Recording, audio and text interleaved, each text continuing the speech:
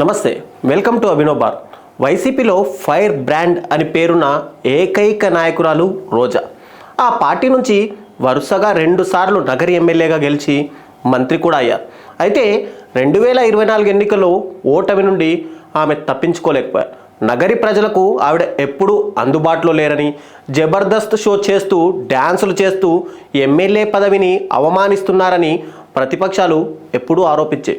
అయితే ఆ మాటలను ఏనాడు రోజా లెక్క చేయలేదు.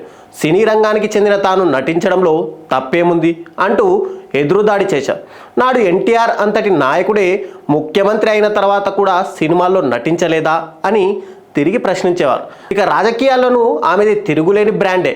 వైఎస్ జగన్పై ఎవరైనా ఒక్క మాట అంటే చాలు వారిపై మాటలతో యుద్ధం చేసేవారు రోజా.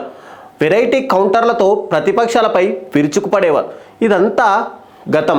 తాజా ఎన్నికల్లో పార్టీ ఘోర ఓటమి తర్వాత రోజా మీడియాకు పూర్తిగా దూరమయ్యారు. కుటుంబ సభ్యులతో కలిసి విదేశీ పర్యటనలో ఉన్నట్టుగా పలు ఫోటోలు, వీడియోలు సైతం వైరల్ అయ్యాయి. వైసీపీ పార్టీ కష్టకాలంలో ఉంటే రోజా మాత్రం ఎంజాయ్ చేయడానికి విదేశాలకు చెక్కేసిందంటూ టీడీపీ జనసేన నేతలు విమర్శలు కూడా చేశారు. ఏపీ రాజకీయాల నుంచి రోజా తప్పుకుంటుందని, తమిళనాడు రాజకీయాల వైపు మొగ్గు చూపుతోందనే వార్తలు వచ్చాయి. హీరో విజయ్ పార్టీలో ఆమె చేరతారని, అందుకు అన్నీ సిద్ధం చేసుకున్నారనే వదంతులు వినిపించాయి. గతంలో తమిళ సూపర్ స్టార్ రజనీకాంత్ పైనే రోజా సీరియస్ విమర్శలు చేసిన నేపథ్యంలో అక్కడి ప్రజలు రోజాను ఆదరిస్తారా అంటూ డిబేట్లు సైతం నడిచాయి. ఈ కథనాలన్నింటికీ చెక్ పెడుతూ అవన్నీ కట్టుకథలని కొట్టిపడేశారు రోజా. తాను వైసీపీని విడిచి వెళ్ళబోయేది లేదని స్పష్టం చేశారు. తిరుమల శ్రీవారిని దర్శించుకున్న అనంతరం ఆమె మీడియాతో మాట్లాడారు.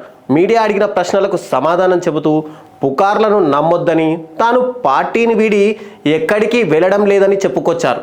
రాష్ట్రంలో మహిళలకు రక్షణ కరువైందని, టీడీపీ పాలనలో మహిళలు నానా కష్టాలు పడుతున్నారని కామెంట్ చేశారు. మొత్తానికి వైసీపీ నుంచి వలసలు జోరందుకున్న ఈ తరుణంలో రోజా పార్టీని వదిలిపెట్టడం లేదనే వార్త ఆ పార్టీ అభిమానులకు ఊరటనిచ్చే విషయమే. ఎవరు ఏమనుకున్నా, ఎన్ని తప్పుడు ప్రచారాలు చేసినా ఫైర్ బ్రాండ్ రోజా తన రాజకీయ భవిష్యత్పై ఫుల్ క్లారిటీతో ఉన్నారని, ఆమె వైసీపీని వదిలిపెట్టే ప్రసక్తే లేదని సన్నిహిత వర్గాలు చెప్పుకుంటున్నాయి.